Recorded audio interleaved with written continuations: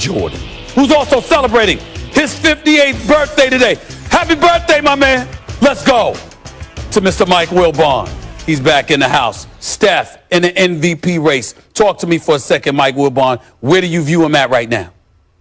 Stephen A., I have Curry fifth in a fluid and packed MVP race at the top of it. I don't even have Doncic at all in my top five. I've got Curry fifth, and he can move up the way he's playing. I've got LeBron first. I've got Embiid second. James Harden has moved from off the board to number 3 for me right now. I think he's more important to the team, not a better player, but more important to what the Nets are doing even than Kevin Durant. I mean, what he's done in facilitating and organizing, look at the assists. Look at the duty. Look at the sacrifice that involves, Stephen A. When you are the scorer James Harden has been recently, and you say, I'll put that on hold. This team needs me to do this.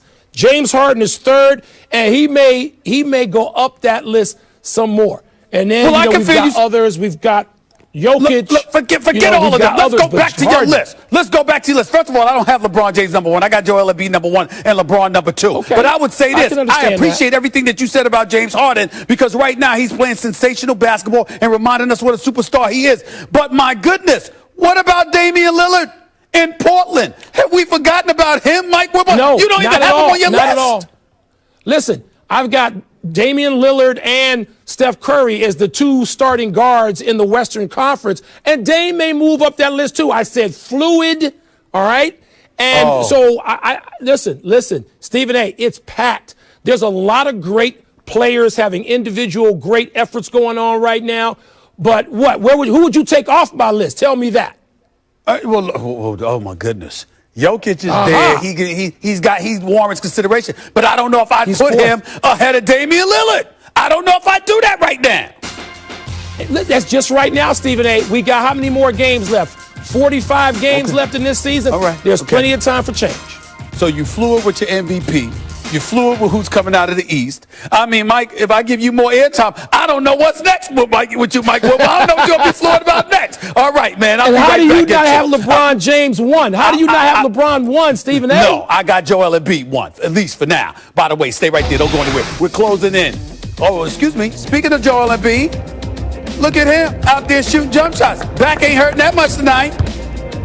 I like that. Joel Embiid is coming out to ball, albeit against the Houston Rockets. Anyway, the 76ers are 11-2 at home this season, the best in the East and second best in the NBA behind the Utah Jazz. So let me bring Big Perk back into the mix. Kendrick Perkins, I want to know where you see the 76ers in the East right now, sir.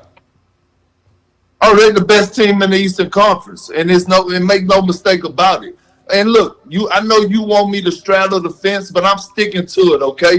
The Philadelphia 76ers have the best team in the Eastern Conference. When you look at that team, they're not lacking at anything. Yes, they have superstar power in Joel Embiid and Ben Simmons, but the others, Tobias Harris, Steph Curry, Shake Milton, Danny Green, Dwight Howard, they're deep, they're stars in their roles, and they got one hell of a coach in Doc Rivers. Hold on for a second here, because if I recall correctly, you know what? You showed up on some show, some hit show on ESPN Plus, #1 show on ESPN Plus called Stephen A's World. You know, you said you got a condo in it, and you showed up in the condo, and you showed up on the air in your condo, and you said Game 7, Nets, Sixers, and it's a 50-50 shot. You didn't seem that definitive about 24 hours ago when I saw you doing that interview with somebody who will remain nameless.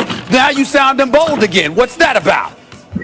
It's for the simple fact that, off the air, you and I, a guy by the name of Stephen A. Smith, have conversations, and you think that Big Perk is straddling the fence. And I'm not straddling the fence. Look, I'm not taking anything away from the Brooklyn Nets. But when I look at the Philadelphia 76ers in their depth, right now, today, they are the best team in the Eastern Conference. Well, I'm not going to accuse you of straddling anymore, okay? What I will say is that you don't need to be singing. You sang the other day. You don't need to be singing. I'll say that. You stay right there, Kendrick Perkins, because you know what time it is. My favorite segment on the show. Oh, no, you didn't.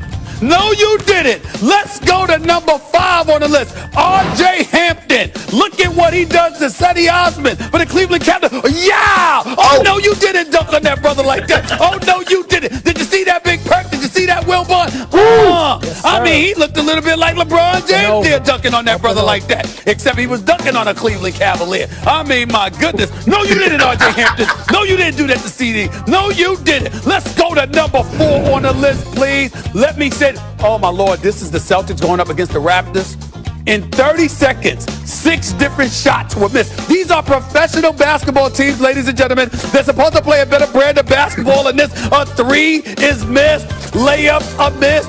Rebounds are missed. Here goes Kyle Lowry pushing the ball up the floor. I mean, who's missing that one? Right here. You can't. This was the worst third quarter in NBA history. It was horrible. It was horrible. No, y'all didn't play basketball like that on the NBA basketball court. Oh, no, y'all didn't. Let's go to number 3 on the list, please.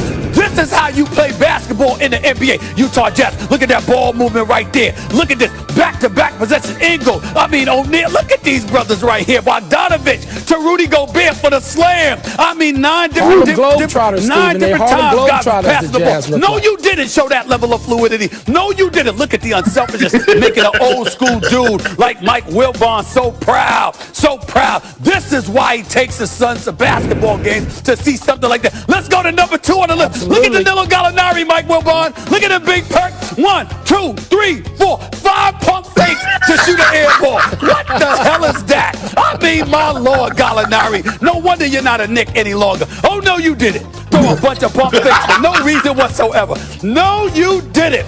Danilo Gallinari. That's why you're a journeyman for plays like this. 5 damn pump fakes and shoots an air ball. And they're going to argue the regular. YMCA ball. But this is the number 1 on the list. Look at Julius Randle. New York Knicks. 44 points. 7 threes. Look at Julius Randle, big perk. All-star. The big boy stepping out and hit threes. And the Knicks are winning games. Knicks on a 3-game winning streak. This brother right there, Julius Randle, actually looked like Bernard King. Oh, no, you didn't. Try to emulate Bernard King. No, you didn't. I love it. I love it. Special. John Wall is on the court right now.